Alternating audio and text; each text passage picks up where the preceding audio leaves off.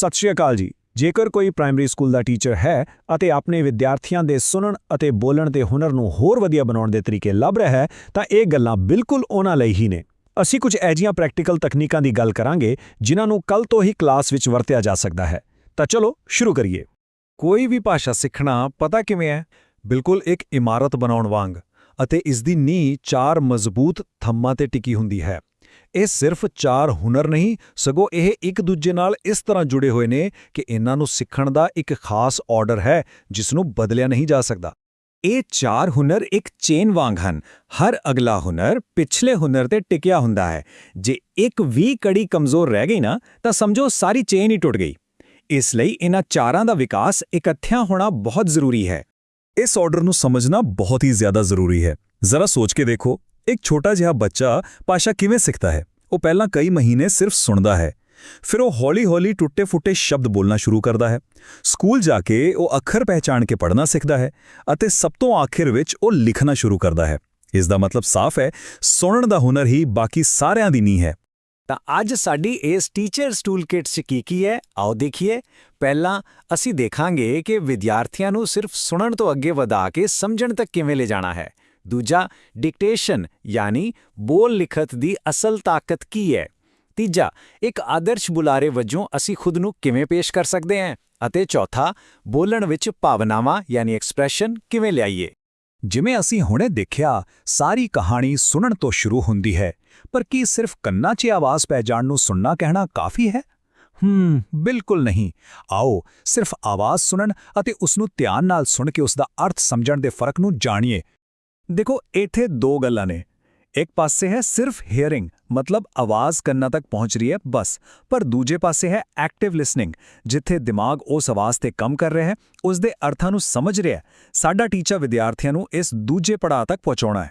ਤਾਂ ਫਿਰ ਕਲਾਸਰੂਮ ਵਿੱਚ ਅਸੀਂ ਕੀ ਕਰ ਸਕਦੇ ਹਾਂ? ਬੱਚਿਆਂ ਦਾ ਧਿਆਨ ਖਿੱਚਣ ਦਾ ਸਭ ਤੋਂ ਬੈਸਟ ਤਰੀਕਾ ਹੈ ਕਹਾਣੀ ਸੁਣਾਉਣਾ। ਕਹਾਣੀ ਤੋਂ ਬਾਅਦ ਜਦੋਂ ਸਵਾਲ ਪੁੱਛੇ ਜਾਂਦੇ ਨੇ ਤਾਂ ਦੁੱਧ ਦਾ ਦੁੱਧ ਤੇ ਪਾਣੀ ਦਾ ਪਾਣੀ ਹੋ ਜਾਂਦਾ ਹੈ। ਪਤਾ ਲੱਗ ਜਾਂਦਾ ਹੈ ਕਿ ਕਿਸ ਨੇ ਸਿਰਫ ਕਹਾਣੀ ਸੁਣੀ ਅਤੇ ਕਿਸ ਨੇ ਸੱਚਮੁੱਚ ਸਮਝੀ। ਇਸੇ ਤਰ੍ਹਾਂ ਜਮਾਤ ਵਿੱਚ ਉੱਚੀ ਆਵਾਜ਼ ਵਿੱਚ ਪੜ੍ਹਨਾ ਅਤੇ ਬਹਿਸ ਕਰਵਾਉਣਾ ਵੀ ਉਹਨਾਂ ਨੂੰ ਧਿਆਨ ਨਾਲ ਸੁਣਨ ਲਈ ਮਜਬੂਰ ਕਰਦਾ ਹੈ। ਚਲੋ ਹੁਣ ਇੱਕ ਇਹੋ ਜਿਹੀ ਟੈਕਨੀਕ ਦੀ ਗੱਲ ਕਰਦੇ ਹਾਂ ਜਿਹੜੀ ਬਹੁਤ ਆਮ ਹੈ ਪਰ ਹੈ ਬਹੁਤ ਕੰਮ ਦੀ, ਤੇ ਉਹ ਹੈ ਡਿਕਟੇਸ਼ਨ। ਅਕਸਰ ਅਸੀਂ ਸੋਚਦੇ ਹਾਂ ਕਿ ਸਿਰਫ ਸਪੈਲਿੰਗ ਚੈੱਕ ਕਰਨ ਲਈ ਹੈ, ਪਰ ਅਸਲ ਵਿੱਚ ਇਹ ਇੱਕੋ ਵੇਲੇ ਵਿਦਿਆਰਥੀ ਦੇ ਸੁਣਨ, ਸਮਝਣ ਅਤੇ ਲਿਖਣ ਤਿੰਨਾਂ ਹੁਨਰਾਂ ਨੂੰ ਪਰਖਣ ਦਾ ਇੱਕ ਬਿਹਤਰੀਨ ਸਾਧਨ ਹੈ। ਤਾਂ ਅਗਲੀ ਵਾਰੀ ਜਦੋਂ ਡਿਕਟੇਸ਼ਨ ਚੈੱਕ ਕਰਨੀ ਹੈ ਨਾ, ਤਾਂ ਸਿਰਫ ਲਾਲ ਪੈਨ ਨਾਲ ਸਪੈਲਿੰਗ ਦੀਆਂ ਗਲਤੀਆਂ ਤੇ ਗੋਲੇ ਨਹੀਂ ਮਾਰਨੇ। ਇਸ ਚੈੱਕਲਿਸਟ ਤੇ ਇੱਕ ਨਜ਼ਰ ਮਾਰੋ।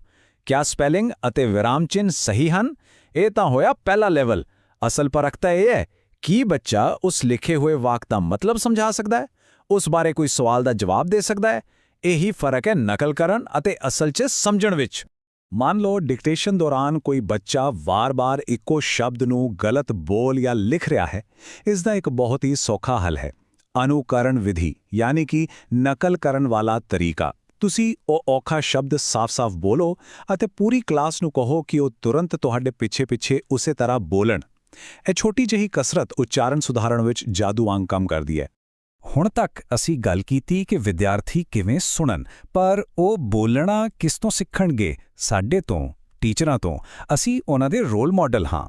ਇਸ ਲਈ ਇਹ ਬਹੁਤ ਜ਼ਰੂਰੀ ਹੈ ਕਿ ਸਾਡੀ ਆਪਣੀ ਬੋਲਚਾਲ ਇੱਕਦਮ ਆਦਰਸ਼ ਹੋਵੇ।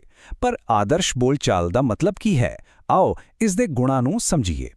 ਇੱਕ ਵਧੀਆ ਬੁਲਾਰੇ ਵਿੱਚ ਨਾ ਇਹ 5 ਗੁਣ ਹੋਣੇ ਬਹੁਤ ਜ਼ਰੂਰੀ ਨੇ: ਸ਼ੁੱਧਤਾ, ਸਪਸ਼ਟਤਾ, ਸੁਭਾਵਿਕਤਾ, ਗਤੀਸ਼ੀਲਤਾ ਅਤੇ ਮਿਠਾਸ।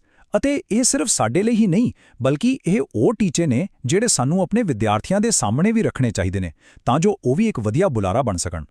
ਆਓ ਇਹਨਾਂ ਨੂੰ ਥੋੜਾ ਜਿਹਾ ਹੋਰ ਸਮਝੀਏ। ਸ਼ੁੱਧਤਾ ਯਾਨੀ ਹਰ ਸ਼ਬਦ ਦਾ ਸਹੀ ਉਚਾਰਨ। ਸਪਸ਼ਟਤਾ ਮਤਲਬ ਗੱਲ ਇੰਨੀ ਸੌਖੀ ਹੋਵੇ ਕਿ ਬੱਚੇ ਨੂੰ ਆਸਾਨੀ ਨਾਲ ਸਮਝ ਆ ਜਾਵੇ। ਸੁਭਾਵਿਕਤਾ ਦਾ ਅਰਥ ਹੈ ਕਿ ਤੁਹਾਡੀ ਬੋਲੀ ਬਨਾਵਟੀ ਜਾਂ ਰੱਟੀ-ਰਟਾਈ ਨਾ ਲੱਗੇ, ਇੱਕਦਮ ਨੈਚੁਰਲ ਹੋਵੇ। ਗਤੀਸ਼ੀਲਤਾ ਯਾਨੀ ਇੱਕੋ ਸੁਰ ਵਿੱਚ ਨਾ ਬੋਲੋ, ਆਵਾਜ਼ ਵਿੱਚ ਉਤਰਾਅ-ਚੜ੍ਹਾਅ ਲਿਆਓ। ਅਤੇ ਮਿਠਾਸ ਮਤਲਬ ਤੁਹਾਡੀ ਆਵਾਜ਼ ਸੁਣਨ ਨੂੰ ਚੰਗੀ ਲੱਗੇ, ਕੰਨਾਂ ਨੂੰ ਚੁਭੇ ਨਾ। ਹੁਣ ਸਵਾਲ ਇਹ ਉੱਠਦਾ ਹੈ ਕਿ ਇਹ 5 ਗੁਣ ਇੱਕੋ ਦਿਨ ਵਿੱਚ ਕਿਵੇਂ ਸਿਖਾਏ ਜਾਣ? ਇਸ ਦਾ ਜਵਾਬ ਹੈ ਬਿਲਕੁਲ ਨਹੀਂ। ਇਹਨਾਂ ਨੂੰ ਇਕੱਠਿਆਂ ਨਹੀਂ ਸਿਖਾਉਣਾ। ਇਹ ਇੱਕ 5-ਪਾਠੀ ਯੋਜਨਾ ਹੈ। ਪਹਿਲੇ ਪਾਠ ਵਿੱਚ ਸਿਰਫ ਸਾਫ਼ ਬੋਲਣ ਤੇ ਧਿਆਨ ਦਿਓ, ਫਿਰ ਅਗਲੇ ਵਿੱਚ ਸ਼ੁੱਧਤਾ ਤੇ। ਇਸ ਤਰ੍ਹਾਂ ਇੱਕ-ਇੱਕ ਕਰਕੇ ਹਰ ਗੁਣ ਤੇ ਕੰਮ ਕਰੋ। ਇਸ ਨਾਲ ਵਿਦਿਆਰਥੀ ਹਰ ਹੁਨਰ ਨੂੰ ਚੰਗੀ ਤਰ੍ਹਾਂ ਸਿੱਖ ਸਕਣਗੇ। ਚੰਗਾ ਬੋਲਣ ਦਾ ਮਤਲਬ ਸਿਰਫ ਸਹੀ ਸ਼ਬਦ ਬੋਲਣਾ ਨਹੀਂ ਹੁੰਦਾ। ਇਸ ਵਿੱਚ ਇੱਕ ਹੋਰ ਜਾਦੂਈ ਚੀਜ਼ ਹੁੰਦੀ ਹੈ, ਭਾਵਨਾ। ਹੁਣ ਅਸੀਂ ਬੋਲਣ ਦੇ ਉਹਨਾਂ ਤਕਨੀਕੀ ਪਹਿਲੂਆਂ ਨੂੰ ਦੇਖਾਂਗੇ ਜੋ ਸਾਡੇ ਸ਼ਬਦਾਂ ਵਿੱਚ ਜਾਨ ਪਾਉਂਦੇ ਹਨ। ਅਸਲ ਗੱਲ ਇਹ ਨਹੀਂ ਕਿ ਕੀ ਕਿਹਾ ਗਿਆ, ਸਗੋਂ ਇਹ ਹੈ ਕਿ ਕਿਵੇਂ ਕਿਹਾ ਗਿਆ। ਭਾਵਪੂਰਤ ਬੋਲਣ ਦੇ 3 ਮੁੱਖ ਔਜ਼ਾਰ ਨੇ। ਪਹਿਲਾ ਹੈ ਸੁਰ, ਯਾਨੀ ਤੁਹਾਡੀ ਟੋਨ ਜਿਸ ਨਾਲ ਖੁਸ਼ੀ, ਗੁੱਸਾ ਜਾਂ ਉਦਾਸੀ ਦਾ ਪਤਾ ਲੱਗਦਾ ਹੈ। ਦੂਜਾ ਹੈ ਬਲ, ਯਾਨੀ ਕਿਹੜੇ ਸ਼ਬਦ ਤੇ ਜ਼ੋਰ ਪਾਉਣਾ ਹੈ। ਅਤੇ ਤੀਜਾ ਹੈ ਵਿਰਾਮ, ਮਤਲਬ ਕਿੱਥੇ ਰੁਕਣਾ ਹੈ ਤਾਂ ਕਿ ਗੱਲ ਸਾਫ਼ ਸਮਝ ਆਵੇ। ਇਹਨਾਂ ਤਿੰਨਾਂ ਦਾ ਸਹੀ ਇਸਤੇਮਾਲ ਸਿੱਖਣਾ ਬਹੁਤ ਜ਼ਰੂਰੀ ਹੈ। ਚਲੋ, ਬਲ ਯਾਨੀ ਸਟ੍ਰੈਸ ਦੀ ਤਾਕਤ ਨੂੰ ਇੱਕ ਉਦਾਹਰਣ ਨਾਲ ਸਮਝਦੇ ਹਾਂ। ਇੱਕ ਵਾਕ ਹੈ, ਮੈਂ ਨਹੀਂ ਕਿਹਾ ਕਿ ਉਸਨੇ ਪੈਸੇ ਚੋਰੀ ਕੀਤੇ ਹਨ। ਜੇ ਮੈਂ ਤੇ ਜ਼ੋਰ ਦੇ ਕੇ ਕਹਾ ਮੈਂ ਨਹੀਂ ਕਿਹਾ, ਤਾਂ ਇਹਦਾ ਮਤਲਬ ਕੀ ਹੋਇਆ ਕਿ ਸ਼ਾਇਦ ਕਿਸੇ ਹੋਰ ਨੇ ਕਿਹਾ ਹੋਵੇ, ਪਰ ਮੈਂ ਤਾਂ ਨਹੀਂ ਕਿਹਾ। ਅੱਛਾ, ਹੁਣ ਇਸੇ ਵਾਕ 'ਚ ਜ਼ੋਰ ਕਿਸੇ ਹੋਰ ਸ਼ਬਦ ਤੇ ਪਾਉਂਦੇ ਹਾਂ। ਜੇਕਰ ਕਿਹਾ ਜਾਵੇ ਮੈਂ ਨਹੀਂ ਕਿਹਾ ਕਿ ਉਸਨੇ ਪੈਸੇ ਚੋਰੀ ਕੀਤੇ ਹਨ, ਤਾਂ ਹੁਣ ਮਤਲਬ ਪੂਰੀ ਤਰ੍ਹਾਂ ਬਦਲ ਗਿਆ। ਇਸ ਦਾ ਮਤਲਬ ਹੋ ਸਕਦਾ ਹੈ ਕਿ ਉਸਨੇ ਪੈਸੇ ਉਧਾਰ ਲਏ ਹੋਣ ਪਰ ਚੋਰੀ ਨਹੀਂ ਕੀਤੇ। ਦੇਖਿਆ, ਇੱਕ ਸ਼ਬਦ ਤੇ ਜ਼ੋਰ ਬਦਲਣ ਨਾਲ ਮਤਲਬ ਕਿੱਥੋਂ ਦਾ ਕਿੱਥੇ ਪਹੁੰਚ ਗਿਆ। ਤੇ ਹੁਣ ਆਖਰੀ ਵਾਰ, ਜੇਕਰ ਜ਼ੋਰ ਪੈਸੇ ਤੇ ਹੋਵੇ, ਮੈਂ ਨਹੀਂ ਕਿਹਾ ਕਿ ਉਸਨੇ ਪੈਸੇ ਚੋਰੀ ਕੀਤੇ ਹਨ। ਹੁਣ ਇਹਦਾ ਮਤਲਬ ਹੈ ਕਿ ਚੋਰੀ ਤਾਂ ਹੋਈ ਹੈ, ਪਰ ਪੈਸਿਆਂ ਦੀ ਨਹੀਂ, ਸ਼ਾਇਦ ਕਿਸੇ ਹੋਰ ਚੀਜ਼ ਦੀ। ਤਾਂ ਇਸ ਇੱਕ ਉਦਾਹਰਣ ਤੋਂ ਬਿਲਕੁਲ ਸਾਫ਼ ਹੈ ਕਿ ਬੋਲਣ ਵੇਲੇ ਸਹੀ ਸ਼ਬਦ ਤੇ ਜ਼ੋਰ ਦੇਣਾ ਕਿੰਨਾ ਜ਼ਰੂਰੀ ਹੈ। ਇਹ ਗੱਲ ਦਾ ਪੂਰਾ ਮਤਲਬ ਹੀ ਬਦਲ ਸਕਦਾ ਹੈ। ਤਾਂ ਹੁਣ ਸਵਾਲ ਤੁਹਾਡੇ ਸਾਰਿਆਂ ਲਈ, ਅੱਜ ਜਿੰਨੇ ਵੀ ਤਰੀਕੇ ਆਪਾਂ ਦੇਖੇ ਨੇ, ਉਹਨਾਂ ਵਿੱਚੋਂ ਕਿਹੜਾ ਇੱਕ ਔਜ਼ਾਰ ਹੈ ਜਿਸ ਨੂੰ ਤੁਸੀਂ ਕੱਲ ਹੀ ਆਪਣੀ ਕਲਾਸ ਵਿੱਚ ਅਜ਼ਮਾਉਣਾ ਚਾਹੋਗੇ? ਯਾਦ ਰੱਖਿਓ, ਭਾਸ਼ਾ ਸਿਖਾਉਣ ਵਿੱਚ ਤੁਹਾਡਾ ਇੱਕ ਛੋਟਾ ਜਿਹਾ ਕਦਮ ਵੀ ਬੱਚਿਆਂ ਦੇ ਭਵਿੱਖ ਲਈ ਇੱਕ ਬਹੁਤ ਵੱਡੀ ਛਾਲ ਬਣ ਸਕਦਾ ਹੈ।